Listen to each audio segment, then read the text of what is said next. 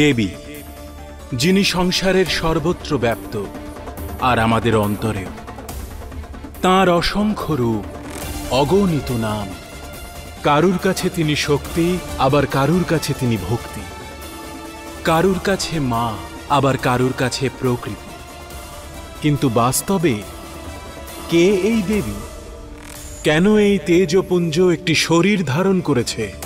এর উত্তর পেতে হলে প্রশ্ন করাটা আবশ্যক। আর এমন প্রশ্নের উত্তর তখনই পাওয়া যায় যখন অহংকার সমাপ্ত হয়।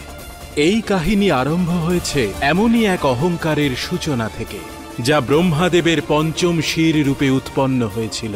ব্রহ্মাদেবের জয়! ব্রহ্মাদেবের জয়! দক্ষ সভায় ব্রহ্মাদেবকে অভূতপূর্বভাবে স্বাগত জানানো হয়েছিল। স্বাগত জানিয়েছিলেন স্বয়ং প্রজাপতি দক্ষ, সঙ্গে ছিলেন মহারানী প্রসূতি আর দেবর্ষি নারদ।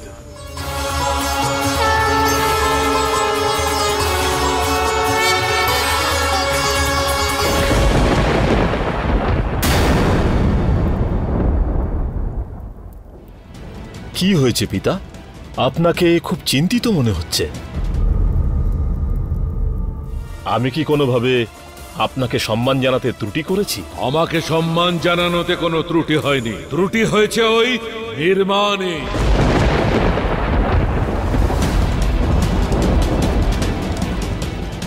আমি কিছু বুঝলাম না পিতা। শিব আর বিষ্ণুর আসন আমার সামনে রেখেছে। যেহেতু এই যজ্ঞ আমার সম্মানে আয়োজন করা হয়েছে, এই সম্পূর্ণ সৃষ্টির রচনা আমিই করেছি, এমনকি শিব আর বিষ্ণুর রচনাও আমিই করেছি। তবে ওই দুজনের আসন আমার সমান কি করে হতে পারে? আমার স্থান হবে সবার উপরে। ক্ষমা করবেন পিতা, আমি এখনই আপনার জন্য একটা বিশিষ্ট আসন নির্মাণ করছি। দাঁড়াও দক্ষ, যে স্বয়ং সম্পূর্ণ সৃষ্টি নির্মাণ করেছে তার আসন তুমি কি নির্মাণ করবে? আমি স্বয়ং নিজের আসন নির্মাণ করব। সেই আসন এমন সৃষ্টি করব, সভায় উপস্থিত সবাই খুব ভালো করেই জেনে যাবে যে কেন আমি ব্রহ্মা শিব আর বিষ্ণুর থেকে অধিক সম্মানের অধিকারী।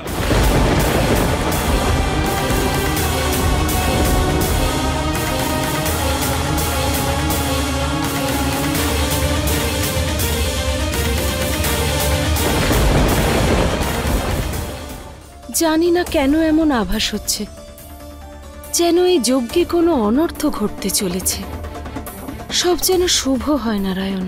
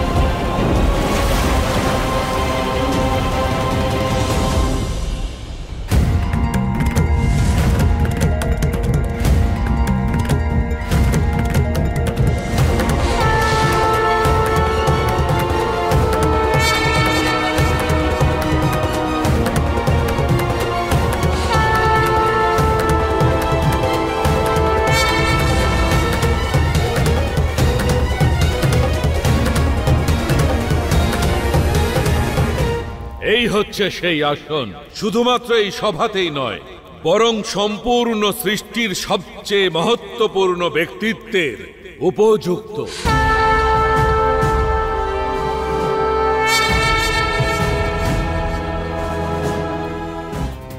একদিকে ব্রহ্মাদেবের অহংকার ছিল গগনচুম্বী, আর একদিকে এমনও একজন ছিলেন যিনি নিজেকে সর্বত্যাগী ভাবতেন, যার মনে অহংকার নেই, বিনয় আছে, বৈরাগ্য আছে।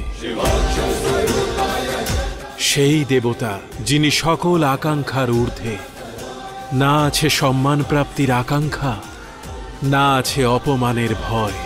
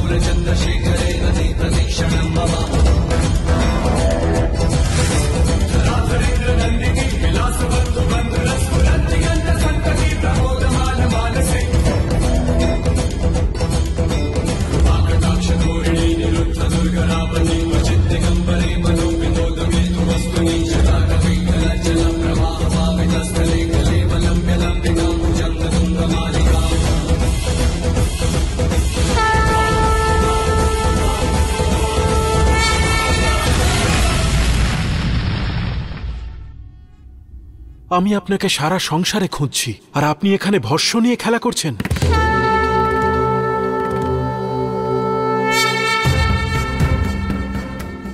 নারায়ণ, সমস্ত ক্রীড়া শুধুমাত্র এই ভস্যেরই তো? কারণ সংসারের প্রতিটি কণার ভবিষ্যৎ কোনো না কোনো দিন এই ভস্যেই পরিণত হবে। তাই এই ভস্যকেই আমি আমার অঙ্গে ধারণ করলাম। আপনি ভুলে গেছেন দেব, আমরাও এই সৃষ্টির অংশ, আর তাই আজ আমাদের কোথাও যাওয়ার কথা। ভুলেনি নারায়ণ, কিন্তু কিছু প্রশ্নের উত্তর খুঁজে পাচ্ছি না। আমাদের তিনজনের মধ্যে এই সংসার চালানোর শক্তি আছে, কিন্তু আপনি কি কখনো ভেবেছেন আমরা কোথা থেকে এসেছি, কোথায় যাব, আমাদের এই অস্তিত্বের উদ্দেশ্য কি? যে সৃষ্টি পরিচালনার দায়িত্ব আমাদের, তার সূচনা কবে হয়েছিল, কে করেছিলেন? এ কেমন প্রশ্ন দেব? কি উদ্দেশ্য আমাদের অস্তিত্বের? সৃষ্টিতে যা কিছুর অস্তিত্ব আছে তার রচয়িতা ব্রহ্মাদেব। সঞ্চালন করা আমার দায়িত্ব, আর বিনাশ করেন আপনি। এটি শুধুমাত্র ভ্রম নারায়ণ। তাহলে সত্য কি দেব? একটা সংকেত যা গভীরভাবে আমি অনুভব করছি। অবশ্যই কোথাও না কোথাও কেউ আছেন যিনি আমাদের থেকে শ্রেষ্ঠ। সৃজনে, সঞ্চালনে, সংহারে, হয়তোবা কোনো শক্তি। তা অবশ্যই সম্ভব, কিন্তু আমি আপনার কাছে এখন বড় একটা সমস্যা নিয়ে এসেছি দেব। আমি জানি আপনার সমস্যা কোথায় নারায়ণ। ব্রহ্মদেবের ক্রমবর্ধমান অহংকার।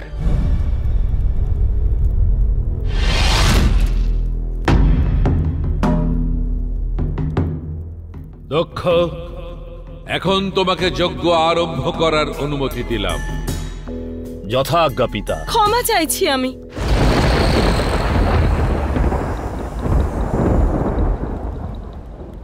কিন্তু ত্রিদেবের সম্পূর্ণ উপস্থিতি ব্যতীত আমাদের এই যজ্ঞ কি শুভ হবে? আমাদের নারায়ণ আর শিবের জন্য অপেক্ষা করা উচিত। আর তোমাকে বলছি, নিজের বাণীটাকে সংযত করার চেষ্টা করো। তুমি একজন স্ত্রী, নিজের মর্যাদাটা ভুলে যেও না। আর মুখটা তখনই খুলবে যখন বলার অনুমতি আমি দেব। পরম পিতা ব্রহ্মদেব সব থেকে অধিক জ্ঞানী, আর সৃষ্টির রচয়িতা উনি। যখন উনি আমাকে অনুমতি দিয়েছেন যে যজ্ঞ শুরু করা হবে, তাহলে যজ্ঞ শুরু হবে, আর কারোরই অপেক্ষা আমি করব না। আমার কাছে ব্রহ্মদেবের অহংকারের তুলনায়ও বেশি গুরুত্বপূর্ণ আমার অস্তিত্বের প্রকাশের। দক্ষের যজ্ঞের থেকেও বেশি গুরুত্বপূর্ণ সেই প্রশ্নের উত্তর যা আমার মনের মধ্যে জেগেছে। দেব, আপনি সর্বদা সংসারের সমস্যা থেকে নির্লিপ্ত থাকেন, কারণ আপনি বৈরাগী। কিন্তু আজ আপনার মনোযোগ আর আপনার হস্তক্ষেপ আবশ্যক। আপনি আমার আরাধ্য দেব।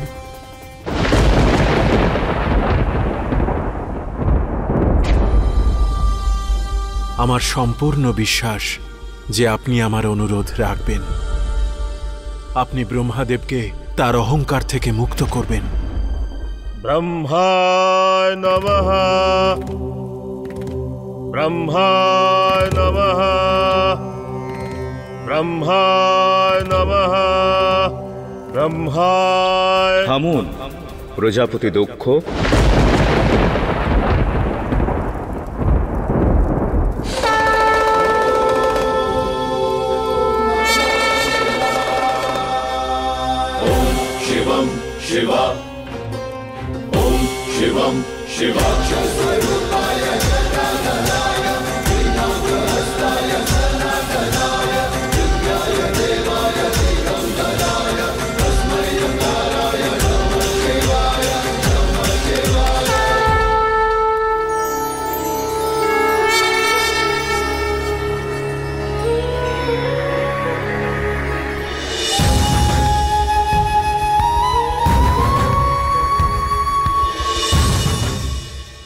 প্রজাপতি দক্ষ, আমি এখানে কোনো ব্যাঘাত ঘটাতে আসিনি।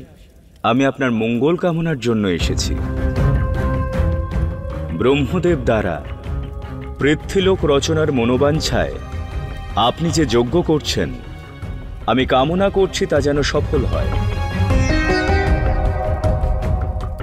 কিন্তু এই যজ্ঞ যাতে সফল হয় তার জন্য এই যজ্ঞবেদিতে অন্য কারোর উপস্থিতি অনিবার্য। আপনি এটা কাকে ইঙ্গিত করে বলছেন? আমি তার দিকেই ইঙ্গিত করছি, যিনি এই যজ্ঞকে সঠিক পথ দেখাবেন। মহারানী প্রসূতি।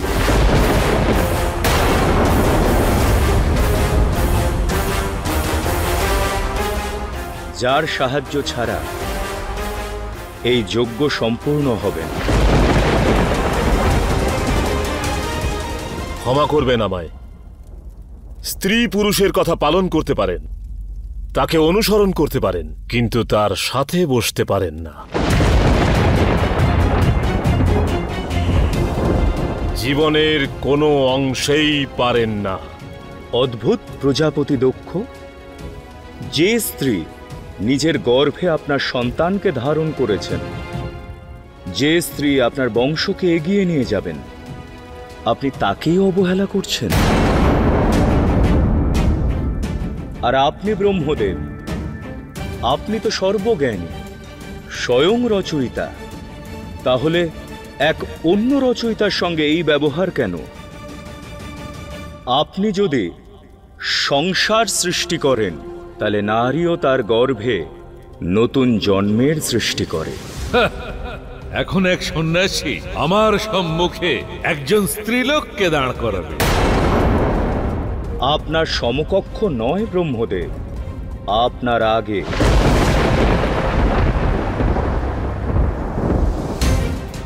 নারী নিজেই ত্রিমূর্তি। নারী সন্তানের জন্ম দেয়, তাদের লালন পালন করে, আর তাদের ভেতরে জন্ম নেওয়া কুসংস্কারকে নাশও করে। তাহলে নারী পুরুষের দ্বৈরথ কোথায়? সে অনুসারিণী কেন, যখন জীবনকে সেই এগিয়ে নিয়ে যায়? এটাই সত্য ব্রহ্মদেব, যে পুরুষ নারীকে নিজের পেছনে এই কারণে রাখে যাতে নিজের দুর্বলতাকে লুকোনো যায়।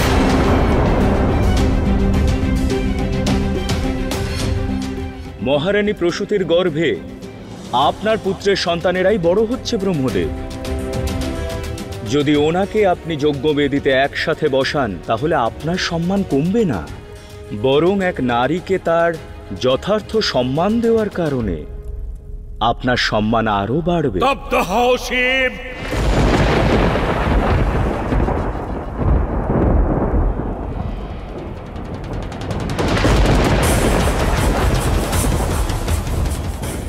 ব্রহ্মাদেবের এই সৃষ্টি নির্মাণ করবার জন্য একজন নারীর সাহায্যের কি প্রয়োজন? শিব, এই সৃষ্টি নির্মাণ করবার জন্য একজন নারী কেন? তোমাকেও আমার প্রয়োজন নেই, আর নারায়ণকেও নয়। আমি নিজের উদারতা দেখিয়ে তোমাকে ত্রিমূর্তির অংশ করে রেখেছি, আর তুমি আমাকেই তুচ্ছ জ্ঞান করছো আর নিজেকে শ্রেষ্ঠ প্রমাণ করতে চাইছো। ব্রহ্মদেব, এই প্রশ্ন কখনোই ছিল না যে আমাদের তিনজনের মধ্যে কে শ্রেষ্ঠতম, কারণ অনাদিকাল থেকে কেউ তো আছেন যিনি আমাদের থেকে শ্রেষ্ঠ, যিনি আমাদের থেকে অধিক শক্তিশালী, আর হয়তোবা আমাদের সৃজন তিনিই করেছেন। শিব,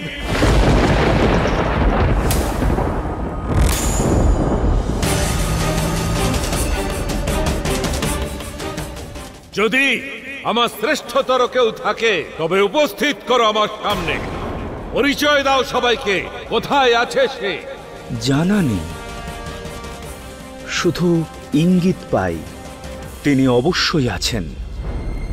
সেই কারণেই আমি চেষ্টা করছি ব্রহ্মদেব, যাতে আপনি সেই সত্যের সঙ্গে পরিচিত হন, যাতে আপনার অহংকার দূর হয়। যাকে তুমি অহংকার বলতে চাইছো, বাস্তবে সেটা আমার অস্তিত্বের আকার।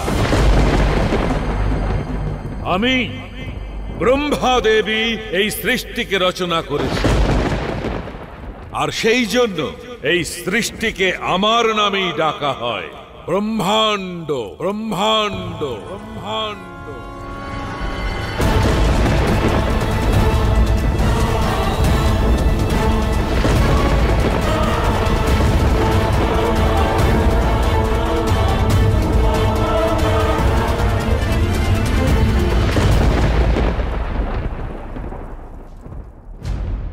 এই পঞ্চম শির হচ্ছে প্রতীক আমার শ্রেষ্ঠত্ব প্রমাণের। আর তুমি এই সভাতে আমাকে তুচ্ছ প্রমাণ করবার চেষ্টা করেছো, কিন্তু আজ এই পূর্ণ সভাতে আমি প্রমাণ করব যে আমি সর্বোপরি, সর্বশ্রেষ্ঠ।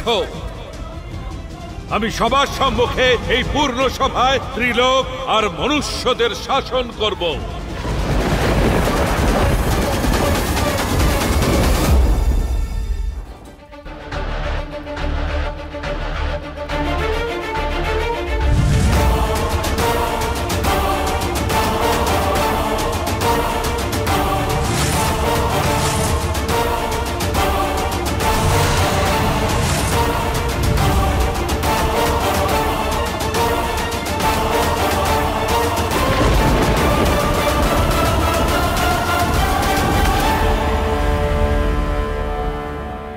মন দিয়ে দেখো শিব, ব্রহ্মার সৃজন শক্তিকে আমি যা নির্মাণ করতে চলেছি তাই সংসারের প্রথম মনুষ্য মনো।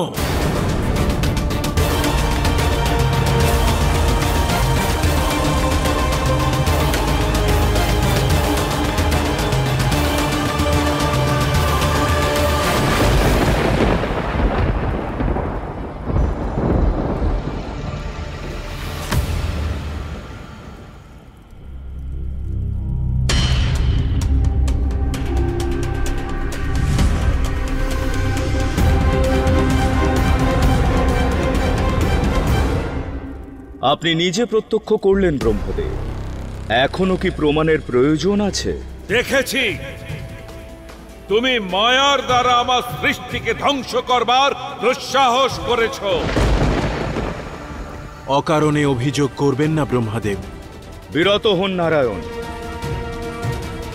আপনার কথার কোনো প্রভাব ওনার উপর পড়বে না, কারণ এটি ব্রহ্মদেব নন, ওনার পঞ্চম মস্তক বলছে। হে ব্রহ্মদেব, এবার তো আপনার এই পঞ্চম মস্তকের দুষ্কর্মকে বোঝার চেষ্টা করুন। অহংকারের কারণে আপনি বিবেকরহিত হয়েছেন, ক্রোধ আপনার মনে বসত করছে, এই কারণেই আপনি আপনার অসফলতার জন্য আমাকে দায়ী করছেন। কিন্তু সত্য তো এটাই ব্রহ্মদেব, যদি আপনার অসফলতার জন্য কেউ দায়ী হয়ে থাকে তাহলে তা শুধুমাত্র আপনি এবং আপনার অহংকার। শব্দ হও শিব, তুমি আমার শক্তি আর সামর্থ্যকে সন্দেহ করেছ। আমি প্রমাণ করব যে ব্রহ্মা কি করতে পারে। কোন সৃজনে বা বিনাশ কার্যে এই সৃষ্টিকে বিনাশ করবার জন্য কোন শিবের প্রয়োজন নেই।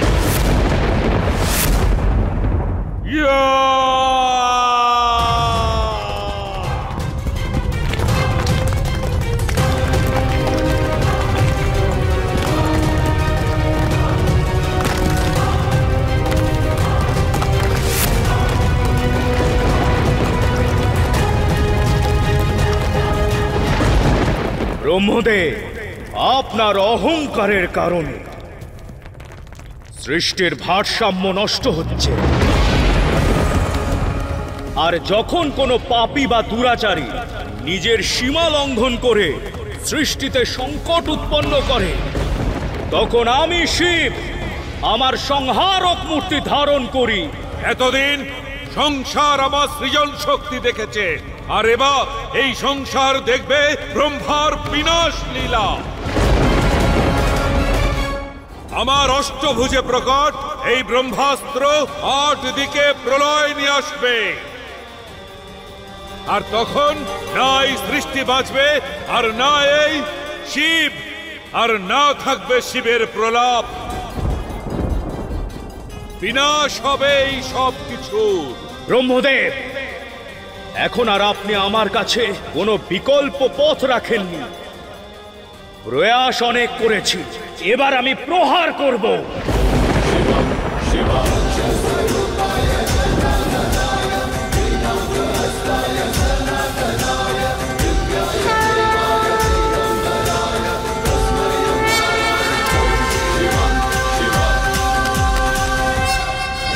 পিতা!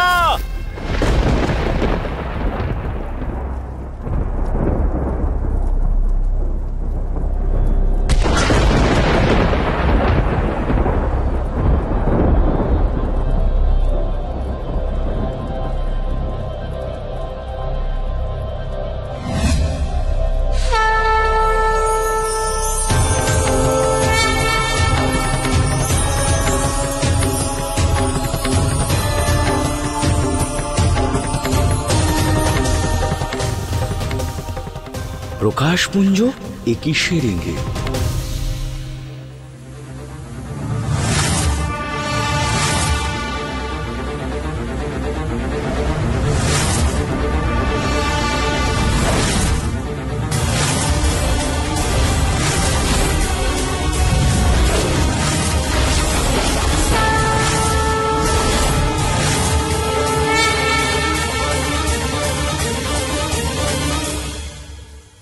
এ কেমন প্রকাশপুঞ্জ? এ কি কোনো মায়া? না নারায়ণ, এ সেই মহান শক্তির ছায়া, হিরণ্যগর্ভ, যেখান থেকে আমরা সবাই জন্মেছি আর বারবার জন্ম নেব, নিরন্তর জন্ম নেব। হে মহান শক্তিপুঞ্জ, আপনি যেই হন, শিব আপনাকে 100 কোটি প্রণাম জানায়। কৃপা করুন আর আমাদের দর্শন দিন।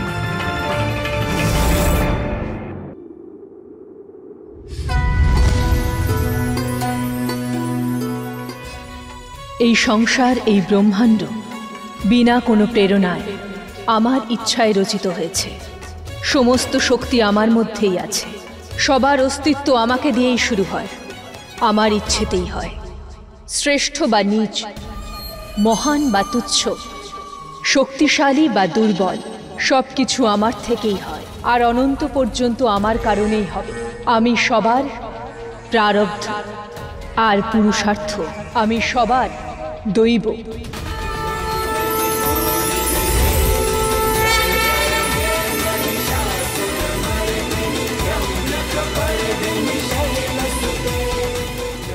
দেবী